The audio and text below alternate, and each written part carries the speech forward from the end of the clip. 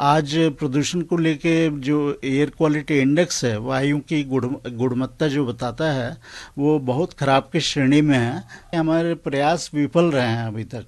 Because अभी अगर देखा जाए कि पूरा जो पराली का धुआं है वो भी नहीं आया है। प्रयास अगर हमारे ज़्यादा सफल ना रहे तो सीवीएस श्रेणी जो है, खतरनाक श्रेणी में भी जा सकता है।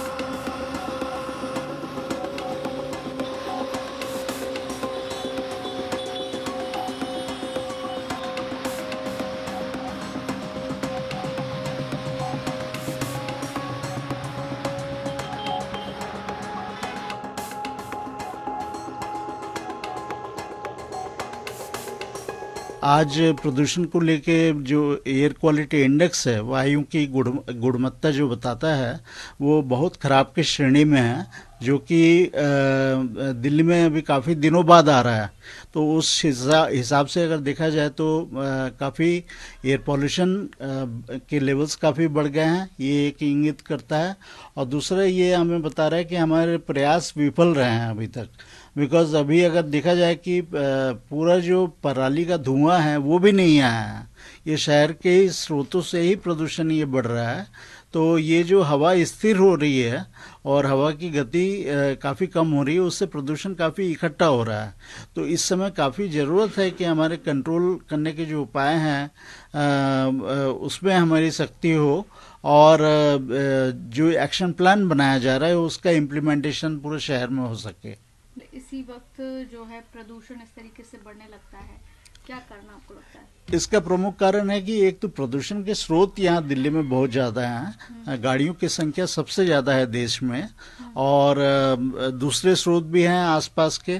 ये बहुत बड़ा एक विकासशील आप कह सकते हैं क्षेत्र है, जिसमें इंडस्ट्रीज भी हैं, कई तरह के उपक्रम भी हैं, और एक्टिविटीज़ जो हैं, activity level, commercial activity level भी बहुत ज़्यादा है। और चूँकि यहाँ एक लैंडलॉक्ड सिटी है, ये आसपास के क्षेत्रों में हवा नहीं बह सकती यहाँ, और इस समय ये स्थिति हो जाती है कि हवा स्थिर हो जाती है, और जो मिक्सिंग हाइट जो होता है, जिस लेवल में हवा ऊपर उठती है और ऊपर जाके फैलती है, वो लेवल कम हो जाता है। तो ग्राउंड लेवल के काफ़ी करीब प्रदूषण जमा होने लगता है। और चूंकि हवा की रफ्तार 10 किलोमीटर प्रति घंटे की रफ्तार से कम है, तो ये बाहर भी नहीं जा पा रहा है प्रदूषण। तो इस तरह से ये जमा हो रहा है, और चूंकि टेम्परेचर भी अब धीरे धीरे डाउन हो रहा है, तो डेंस हो रही है हवा, सघन हो रही है। ये एक प्रमुख कारण है कि प्रदूषण बिल्डअप हो रहा है जी। जो टेम्परेचर है वो भी और डाउनफॉल होगा, तो क्या और स्थिति आगे हो सकती है? स्थिति देखिए, इसमें अगर प्रयास अगर हमारे ज़्यादा सफल ना रहे तो सीवीएस श्रेणी जो है, खतरनाक श्रेणी में भी जा सकता है। इसलिए हमारे जो प्रयास हैं इसमें काफ़ी हमें सख्ती लानी होगी। और जो भी हॉट स्पॉट्स हैं खास करके, जिनसे प्रदूषण बहुत ज़्यादा हो रहा है, वहाँ हमें देखना होगा कि किन कारणों से हो रहा है। कुछ क्षेत्र ऐसे हैं कि जिनमें प्रदूषण बाकी क्षेत्रों की तुलना में ज़्यादा है, तो वहाँ ऐसे क्या कारण हैं। और दूसरे जो आइडेंटिफाई किए गए हैं स्रोत, उनमें कंट्रोल के उपाय हमें सख्ती से करने होंगे, और न सिर्फ दिल्ली में बल्कि आसपास के क्षेत्रों में भी हमें करने होंगे। चूँकि ये एक जॉइंट एरिया जैसा हो गया है दिल्ली एनसीआर, इसको हम अलग अलग नहीं मान सकते। और वायु, जैसे कि आपको मालूम है कि ये एक क्षेत्र से दूसरे क्षेत्र को प्रभावित करता है, तो रीजनल लेवल में एक्शन भी हमें चाहिए। जी, क्या आप इसे रिकॉर्ड कर रहे हैं पोल्यूशन? देखिए, इसमें हम एयर क्वालिटी इंडेक्स हम देखते हैं, एयर क्वालिटी ट्रेंड हम देखते हैं, कंपैरिजन करते हैं पिछले साल की तुलना में कितना प्रदूषण ज़्यादा जा रहा है, और उसके पीछे स्रोत क्या है। जैसे कि अभी एक स्रोत आ रहा है कि गाड़ियों का कंट्रीब्यूशन बहुत ज़्यादा है, तो क्या हमारे पब्लिक ट्रांसपोर्ट के उपाय जो हैं वो सफल हैं।